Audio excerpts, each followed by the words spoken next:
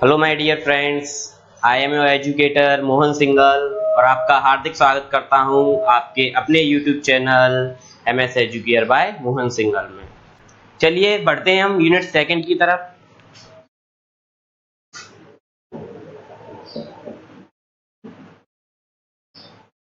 Unit second polynomials.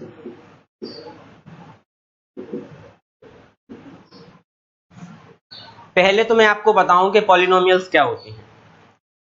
Polynomials यानी आपने कोई भी यदि आपने वेरिएशन जो वेरिएबल्स हैं उनको लिखा हुआ है, जैसे आपने लिखा 2x² प्लस 3y प्लस 4, इस तरीके से आपने यदि कोई वेरिएबल का एक्सप्रेशन लिख रखा है तो ये पॉलिनोमियल होगा। तो यदि कोई दूसरी चीज जैसे आपके समझ में आती है, आपने कहा कि यदि 2√x प्लस 4 लिखा है तो क्या ये भी पॉलिनोमियल होगा? नहीं, बस यही डिफरेंस है। पॉलिनोमियल होने के लिए उस एक्सप्रेशन का एक्सपेंशन यानी उस एक्सप्रेशन का जो एक्सपोनेंशियल फॉर्म है, वो पावर है, वो पावर इंटीजर होना चाहिए और पॉजिटिव होना चाहिए। कैसा होना चाहिए? पॉजिटिव होना चाहिए, इंटीजर होना चाहिए। वो रूट के फॉर्म में नहीं होना चाहिए। यदि वो रूट के फॉर्म में होगा तो उसे आप पॉलिनोमियल नहीं कहेंगे। उसकी वैल्यू भले ही रूट के फॉर्म में हो सकती है, लेकिन वो वेरिएबल रूट के फॉर्म में नहीं हो सकता। यानी ये कहना ठीक होगा कि √2x प्लस 3 ये एक प्रकार का पॉलिनोमियल हो जाएगा, ये एक प्रकार का पॉलिनोमियल हो जाएगा, लेकिन ये पॉलिनोमियल नहीं होगा। या मैं कहूं 2/x² प्लस 3y, तो ये पॉलिनोमियल होगा, ये भी पॉलिनोमियल नहीं होगा। क्यों? क्योंकि यहाँ पे इसकी जो पावर है, जब आप इसे ऊपर लाएंगे तो इसकी पावर नेगेटिव आएगी, और इसकी पावर अगर नेगेटिव आएगी तो ये भी नहीं होगा। यानी इंटीजर के फॉर्म में होना चाहिए पॉलिनोमियल और पॉजिटिव होना चाहिए। ये एक ओवरव्यू था पॉलिनोमियल के बारे में, जो कि पॉलिनोमियल अच्छे से एक्सप्लेन किए गए क्लास 9th में, लेकिन मैं आपको यहाँ एक बार उन्हें और अच्छे से समझा रहा हूँ। अभी मैं पॉलिनोमियल के कुछ, आपको ये तो समझ में आ गया होगा कि पॉलिनोमियल क्या होते हैं, ठीक है। Polynomial is a group of variables containing powers which powers have positive integer not in the form of root और नेगेटिव नंबर, ठीक है, ये याद रखिएगा। अब इसके बाद इसमें मैं पॉलिनोमियल्स के कुछ आपको टाइप्स बता देता हूं, उनके एक एग्जांपल्स भी बता देता हूं कुछ।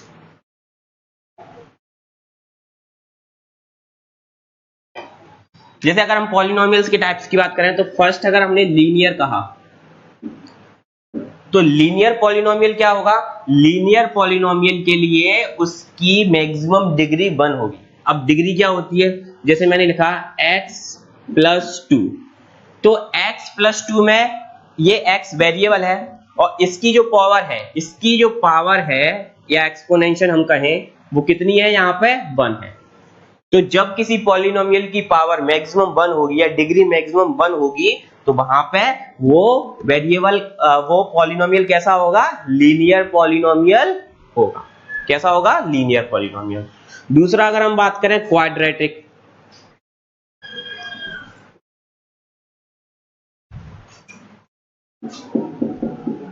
इसकी जो डिग्री है वो कितनी होगी? 1। दूसरा अगर हम बात करें तो क्वाड्रेटिक जो है वो कैसा होगा? x² प्लस 2 या 2y प्लस 2 आगे भी लिख सकते हैं। लेकिन क्वाड्रेटिक में मेन थिंग क्या है, जरूरी बात क्या है? क्वाड्रेटिक। तो क्वाड्रेटिक का मतलब होता है जिसकी डिग्री कितनी हो? जिसकी डिग्री मैक्सिमम 2 हो। जिसमें अगर डिग्री मैक्सिमम 2 दी है तो वो कैसा पॉलिनोमियल कहा जाएगा? क्वाड्रेटिक। मैक्सिमम का मतलब ये है कि अगर मैंने यहां पावर 3 लिख रखी है तो इसमें सबसे बड़ी पावर क्या हो जाएगी? 3। फिर ये क्वाड्रेटिक नहीं रहेगा, ये याद रखिएगा। तो क्वाड्रेटिक रहने के लिए सबसे बड़ी पावर कितनी होनी चाहिए? 2। इसलिए क्वाड्रेटिक में पावर कितनी होती है? 2। इसी प्रकार क्यूबिक होता है। क्यूबिक पॉलिनोमियल में मैक्सिमम पावर कितनी हो जाती है? उसकी डिग्री 3 हो जाती है। जैसे x की पावर 3, 2y प्लस 2, इसमें डिग्री कितनी हो जाएगी? 3। अब ऐसा नहीं है कि मैंने स्टार्टिंग में लिखा है तो वही पावर मानी जाएगी। मैं यहां से हटा दूं, मैं यहां लिख दूं, तब भी ये कैसा रहेगा? क्यूबिक ही रहेगा। क्यों रहेगा? क्योंकि इसकी सबसे बड़ी डिग्री या सबसे बड़ी पावर कितनी है? 3। ठीक है। इसी प्रकार एक होता है क्वाड्रेटिक, इसे या बाई क्वाड्रेटिक भी जिसे बोलते हैं, क्वाड्रेटिक या बाई क्वाड्रेटिक, जिसमें मैक्सिमम पावर कितनी हो जाती है? 4। जिसमें मैक्सिमम पावर कितनी हो जाती है? 4। तो ये याद रखना है बस आपको कि लीनियर पॉलिनोमियल के लिए डिग्री उसकी 1, क्वाड्रेटिक पॉलिनोमियल की उसकी डिग्री 2, क्यूबिक पॉलिनोमियल के लिए उसकी डिग्री 3, क्वाड्रेटिक या फिर बाई क्वाड्रेटिक उसके लिए पॉलिनोमियल की डिग्री 4 होनी चाहिए। ये आपको टाइप्स इसमें पता होना चाहिए। अब डिग्री क्या होती है? उसकी मैक्सिमम पावर होती है, उस पॉलिनोमियल की क्या होती है? मैक्सिमम पावर होती है डिग्री। और इसमें जो वैल्यूज होती है, जैसे ये तो हो गया आपका वेरिएबल, ये हो गया कांस्टेंट फॉर्म, और ये यहाँ पे ये तो हो गया, जैसे मैं लिख दूं अलग, एक एग्जांपल अलग से लिख देता हूं। जैसे मैंने लिखा 2x² प्लस 3x प्लस 2। अब देखो, तो इसमें जो x² एक वेरिएबल है, x² एक वेरिएबल है जिसकी जो अगर हम वैल्यू कहें तो उसकी वैल्यू कितनी है यहाँ पर? मतलब उसका जो न्यूमेरिकल टर्म है, न्यूमेरिकल जो टर्म है वो कितना है यहाँ पे? 2। x² का न्यूमेरिकल टर्म मतलब x² के साथ जो लगा हुआ है वो उसका यहाँ पे 2 है। इसी प्रकार जो कांस्टेंट टर्म ऑफ x² है, x² का जो कांस्टेंट टर्म है वो कितना है? x। लेकिन कांस्टेंट टर्म यानी जिसमें वेरिएबल ही नहीं है, विदाउट वेरिएबल, वो कितना है? 2। तो ये कुछ चीजें आप याद रखिएगा इसमें। एक और होता है इसमें, इसके वेरिएबल्स के क्या आते हैं? पॉलिनोमियल्स के जीरोस आते हैं, जो आगे की एक्सरसाइज आपको 2.2 में मिलेंगे, लेकिन एक उसका छोटा सा ओवरव्यू मैं यहीं दे देता हूं आपको।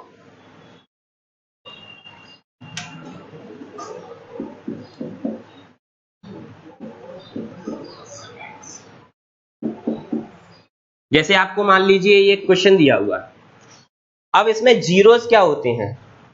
एक होते हैं इसमें जीरोस और एक उसकी वैल्यूज। तो जैसे हम उसे अल्फा और बीटा से रिप्रेजेंट करते हैं, ठीक है। अब इसमें अगर आपसे ऐसे ही पूछ ले कि इसमें कितने जीरोस बनेंगे, इसके कितने जीरोस से मतलब ये है कि इसमें x की ऐसी कितनी वैल्यूज होंगी जो इस पूरे एक्सप्रेशन को सेटिस्फाई करेंगी। तो इसकी मैक्सिमम पावर कितनी है? 2। यानी इसके मैक्सिमम जीरोस भी कितने होंगे? 2, जो इसको सेटिस्फाई करेंगे।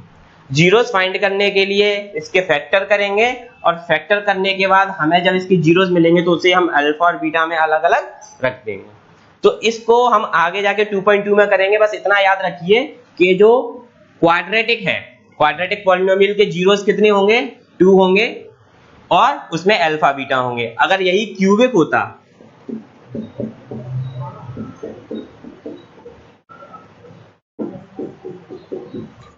अब ये कैसा है? क्यूबिक। तो क्यूबिक के लिए अल्फा बीटा और गामा जो है आ जाएगा, और इसमें कितने जीरोस हो जाएंगे? 3 हो जाएंगे, क्योंकि मैक्सिमम पावर इसकी 3 है। इसके बारे में हम एक्सरसाइज 2.2 में करेंगे, क्योंकि इसके काफी सारे क्वेश्चंस दिए हैं। फिलहाल हम एक्सरसाइज 2.1 करेंगे, और 2.1 का फर्स्ट क्वेश्चन देखेंगे हम। उसमें एक ही क्वेश्चन है, ठीक है, तो उसको देखिएगा और ये कॉन्सेप्ट याद रखिएगा जो अभी मैंने समझाया है पॉलिनोमियल्स का, क्योंकि कॉन्सेप्ट याद रखोगे तो आप यूनिट को अच्छे से सॉल्व कर पाओगे।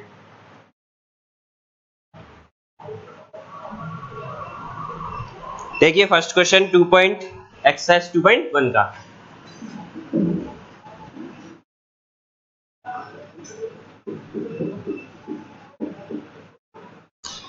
एक्सरसाइज 2.1 का फर्स्ट क्वेश्चन आपको देखना है।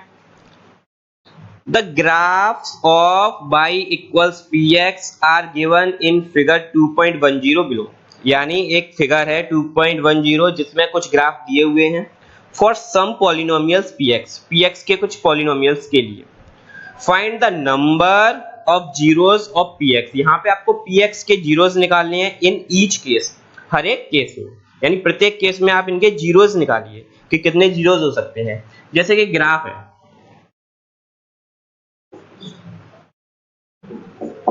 इसका ग्राफ जो आपको जैसे फर्स्ट वाला ग्राफ दिया है, ठीक है, यहाँ पे ये y एक्सिस होता है, ये x एक्सिस होता है इस तरीके से, और एक ये लाइन ये वाली बनाई है, और यहाँ पे ये पॉइंट O है। O पॉइंट यानी ओरिजिन पॉइंट है, ठीक है। ये इस तरीके से दिया हुआ है। अब इसमें बताना क्या है कि कितने नंबर ऑफ जीरोस होंगे, ये बताना है आपको। तो कितने नंबर ऑफ जीरोस होंगे, इसके लिए क्या है, सबसे सिंपल बात देखिए, हमें किसके जीरोस निकालने हैं, हमें निकालने हैं px के जीरोस, कि px के कितने जीरोस होंगे। अब px के उतने ही जीरोस होंगे जितनी जगह पर px यानी p लाइन को दूसरी लाइन के द्वारा टच किया जा रहा होगा या उसको क्रॉस किया जा रहा होगा। अब कौन सी लाइन, ये तो बाई एक्सिस है और ये है एक्स एक्सिस, यानी अगर मैं इस लाइन को नहीं बनाऊं, इस लाइन को मैं हटा दूं, तो इससे पहले तो आपका ये नॉर्मल ग्राफ लाइन जो होती है कार्टेशियन प्लेन, वो है जिसमें बाई एक्सिस और एक्स एक्सिस ने इसको 4 क्वाड्रेंट में कन्वर्ट कर दिया है, ठीक है। अब हमने क्या किया, हमने एक लाइन ड्रॉ कर दी है। अब ये वाली जो लाइन है, ये वाली याद रखना, जो कि आपके क्वेश्चन नंबर फर्स्ट में दिए, क्या ये वाली लाइन इस एक्स एक्सिस को कहीं टच कर रही है, कहीं पे भी ये वाली लाइन इस एक्स एक्सिस को टच कर पा रही है, बिल्कुल नहीं टच कर पा रही। अगर ये लाइन इसको टच करती तो कुछ आपको इस तरीके से दिखाई देती, कुछ इस तरीके से अगर ये लाइन जाती, ये बाई एक्सिस हो गया और ये एक्स एक्सिस हो गया, अगर ये लाइन इसको टच करती तो कुछ इस तरीके से जाती, और इस तरीके से जाती तो ये कितने पॉइंट पर टच कर रही होती, 1 2 3 और 4। अभी ये एक्स एक्सिस पे 4 जगह टच कर रही है, लेकिन यहां पे ये एक भी जगह टच नहीं कर रही एक्सिस को, यानी केवल बाई को टच कर रही है। लेकिन हमसे जीरोस किसके पूछे हैं, एक्स के, तो एक्स के जीरोस पूछे हैं और ये एक्स पे एक भी जगह टच नहीं कर रही, यानी यहां पे नो जीरोस। कितने जीरोस होंगे, नो, यानी एक भी जीरो नहीं होगा। समझ गए, इसका मतलब क्या, आपको बाई एक्सिस पे कितनी भी जगह टच करे नहीं देखना है, क्योंकि आपसे पूछा गया है एक्स एक्सिस के जीरोस, तो एक्स पे कितनी जगह टच कर रहा है केवल ये देख लीजिए। ओके, तो इसमें एक्स पे एक भी जगह टच नहीं कर रहा है, इसलिए ये क्या हो जाएगा, यहाँ पे एक्स एक्सिस का जीरो हो जाएगा। तो पहले का आंसर क्या हो जाएगा, नो जीरोस।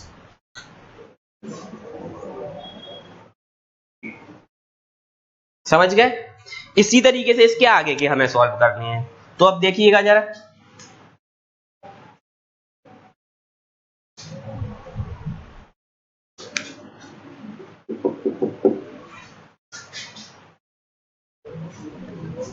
सेकंड का फिगर कुछ ऐसा दिया हुआ है,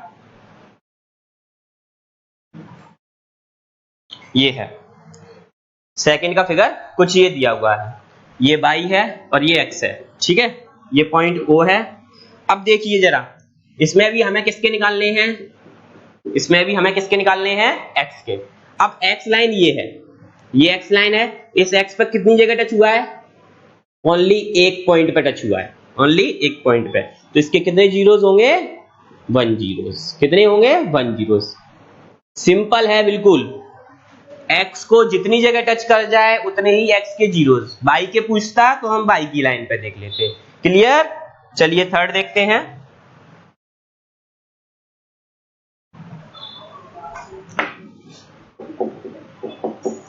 थर्ड में आपको क्या दिया है, थर्ड का फिगर देखिए,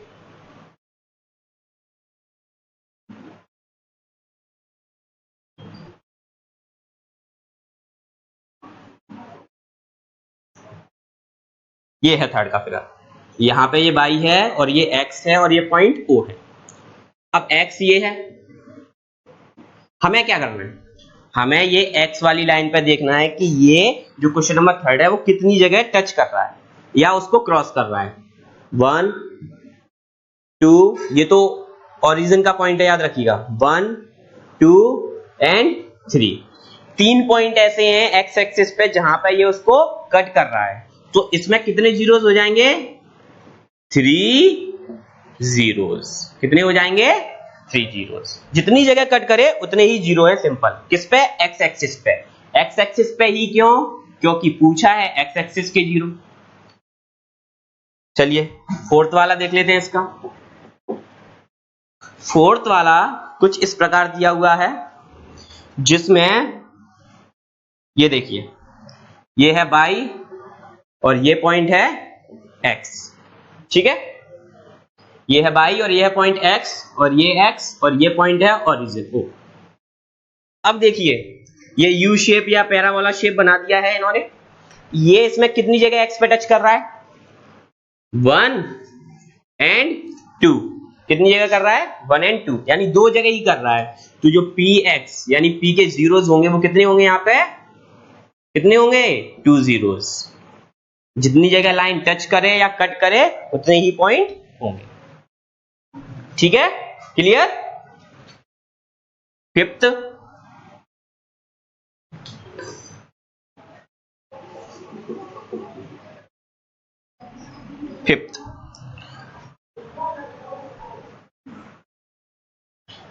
फिफ्थ में ये बाई, ये एक्स और ये पॉइंट ओ।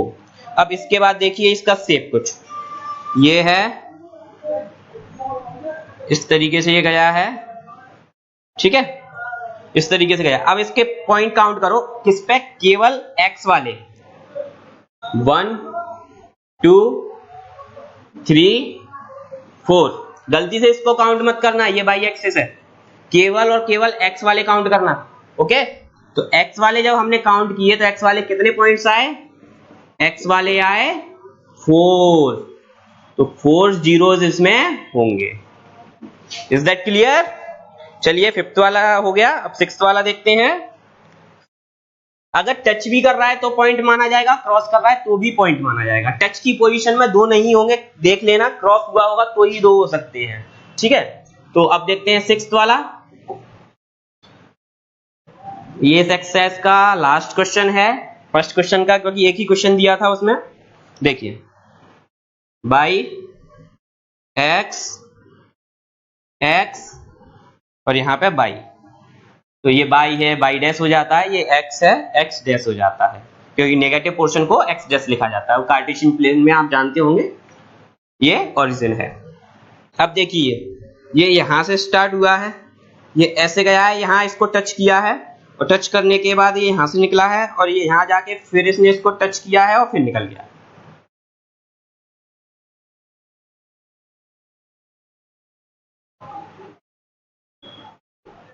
ठीक है, अब देखिए, अब इस पोजीशन में हुआ क्या है? यहां पे इसमें एक पॉइंट तो ये कट है। अब यहां पे ये इसको क्रॉस नहीं किया, केवल टच किया है। तो टच यानी point of contact, point of contact है ना, तो कितना होगा? 1 होगा। तो 1 यहां पे हो गया, फिर 1 यहां पे है। ठीक है, तो ये सेकंड नंबर का। फिर यहां पे भी पॉइंट ऑफ कांटेक्ट हुआ है, तो ये थर्ड नंबर का। यानी टोटल कितने हो रहे हैं? 3। तो पी एक्स इक्वल्स 3 जीरोस। कितने? 3 जीरोस। याद रखिएगा, अगर ये इसको ऐसे होता और ये इसको क्रॉस कर रहा था तब तो हम 2 काउंट कर रहे थे, लेकिन टच की पोजीशन पे वो कितना होगा? पॉइंट ऑफ कांटेक्ट, इसलिए 1 माना जाएगा। तो इस वाले में कितने होंगे? 1 2 3। बाई का हम काउंट नहीं करेंगे, केवल एक्स एक्सिस का काउंट करेंगे, इसमें 3 जीरोस होंगे। इस प्रकार अगर हमें किसी भी क्वेश्चन के जीरोस अगर निकालने हैं, अगर वो px लाइन के पूछे या py के पूछे, तो हम उन्हें कर सकते हैं। एक्सरसाइज 2.1 आपको यहाँ सॉल्व करा दी गई है। यदि आपको कोई भी प्रॉब्लम आई हो इसको समझने में, तो आप कमेंट बॉक्स में हमें बता सकते हैं। हमारी वीडियोस को लाइक कीजिए, चैनल को सब्सक्राइब कीजिए और अपने फ्रेंड्स को शेयर कीजिए, जिससे ज्यादा से ज्यादा वो भी इसका लाभ ले सकें। मिलते हैं अगली वीडियो में एक्सरसाइज 2.2 के साथ, तब तक के लिए धन्यवाद।